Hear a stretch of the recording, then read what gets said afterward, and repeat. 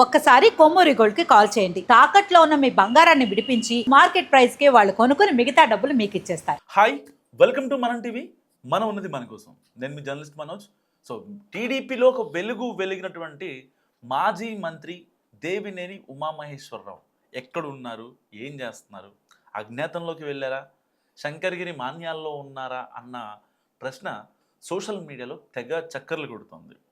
So 2014 నుంచి 2019 వరకు చంద్రబాబు నాయుడు గారికి పక్కనే ఉంటూ కీలక శాఖల మంత్రిగా చేసుకుంటూ సో ఆయన ఒక వెలిగారు. ఎవ్వరికీ తెలియని వాళ్ళకు కూడా ఆయన ఓకే, ఈయన దేవినేని ఉమామహేశ్వరరావు గారా, పలానా శాఖకి ఈయన మంత్రి. ఇంతకుముందు 2 సార్లు గెలిచారు, ఇప్పుడు గెలిచారు. కట్ చేస్తే 2019లో ఆయన ఓడిపోయారు. దాని తర్వాత 2024లో కనీసం సీటు కూడా సంపాదించుకోలేకపోయారు. ఇది ఆయన కట్టుకున్న అపవాది. సో దీని వెనకాల ఆఫ్ ద రికార్డులో ఏం జరిగింది ఏంటనేది మనం పక్కన పెట్టేద్దాం. కానీ కట్ చేస్తే ఎంత సడన్గా బ్యాక్ వెళ్ళారో అంతే సడన్గా బూమరాంగ్ అయింది ఇప్పుడు దేవినేని ఉమా గారి పరిస్థితి. టీడీపీ అధిష్టానం నుంచి ఆయనకు కాల్ వచ్చింది. సో పర్టికులర్గా ఏ పదవి ఇస్తారన్న దానిపై క్లారిటీ లేదు. చాలా అపవాదు మూట కట్టుకున్నారు, చాలామంది నోట్లో నానారు, వైసీపీ వాళ్ళ దగ్గర నుంచి తిట్లు తిన్నారు. మీరు అంత పెద్ద నాయకుడు, ఇంత పెద్ద నాయకుడు, 4-5 సార్లు గెలిచారు, మీరు ఎమ్మెల్యేగా మంత్రి అయ్యారు, అలాంటి మిమ్మల్ని పక్కన పెట్టేశారు అనేటోళ్ళ నోర్లు మొత్తం ఇప్పుడు మూతబడబోతున్నాయి మరికొద్ది రోజుల్లో. కొత్త సంవత్సరం, కొత్త పదవి ఆయన్ని ఆకట్టుకుంటోంది.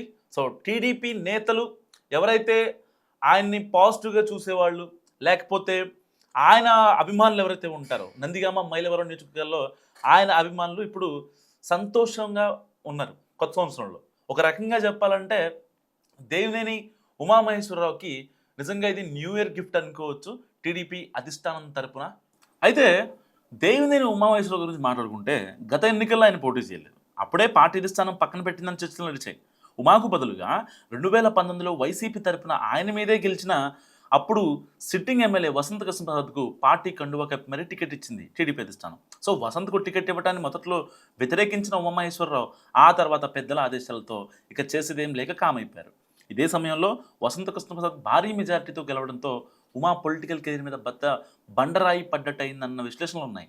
4 సార్లు ఎమ్మెల్యే గెలిచి మంత్రిగా పనిచేసిన ఉమాకు టికెట్ ఇవ్వకుండా పక్కన పెట్టడమే పెద్ద విషయం కాగా, అధికారంలోకి వచ్చా కూడా ఏ పదవి ఇప్పటికీ ఇవ్వకపోవడంపై రకరకాల అనుమానాలు పెరిగాయి. ఇక ఆయన్ని పూర్తిగా పక్కన పెట్టేసి ఎండ్ కార్డ్ వేసినట్టేనా అన్నది చాలామంది డౌట్. సో తనకు ఎమ్మెల్సీగా అయినా అవకాశం ఇస్తారని ఇన్నాళ్ళు గట్టిగానే ఆశపడ్డారట దేవినేని. కానీ ఆ ఆశ నెరవేరలేదు. అది పోతే పోని కనీసం ప్రాధాన్యత ఉన్న నామినేటెడ్ పోస్ట్ అయినా ఇస్తారనుకున్నా అది జరగలేదు. సో ఉమ్మడి కృష్ణా జిల్లాలో అనేక మందికి నామినేటెడ్ పదవులను ఇచ్చిన టీడీపీ అధిష్టానం ఉమాకు మాత్రం మొండి చేయి చూపించింది. దీంతో ఇక మీదట ఆయన పొలిటికల్ కెరీర్ ఎలా ఉండబోతుందన్న చర్చలు మొదలయ్యాయి. అలా ఎందుకు జరుగుతుందని అంటే రకరకాల వాదనలు వినిపిస్తున్నాయి. నమ్మి 2014 నుంచి 2019 మధ్య ప్రధాని ఇచ్చి బాధ్యతలు అప్పగిస్తే ఆయన వ్యవహరించిన తీరుతో ఉమ్మడి జిల్లాలో పార్టీ తీవ్రంగా నష్టపోయిందన్న భావన అధిష్టానంలో ఉందట. సో ఆ ఫీలింగ్ ఇప్పటికీ పోలేదని, అందుకే ఉమాకు ఏ పదవి ఇవ్వకుండా పక్కకు నెట్టేసినట్టు అనుమానిస్తున్నారు. సో ఇదే విషయంలో జిల్లాలో మాజీ మంత్రి వ్యతిరేక వర్గం గట్టిగా ప్రచారం చేస్తుంది.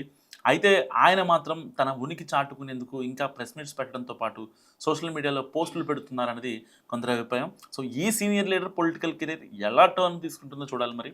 సో మాజీ మంత్రి దేవినేని ఉమామహేశ్వరరావుకి టీడీపీ అధిష్టానం ఎలాంటి పదవి ఇస్తే బాగుంటుంది, మీరేమనుకుంటారు? మస్ట్ కామెంట్ చేయండి. చూస్తున్నాండి మనం టీవీ.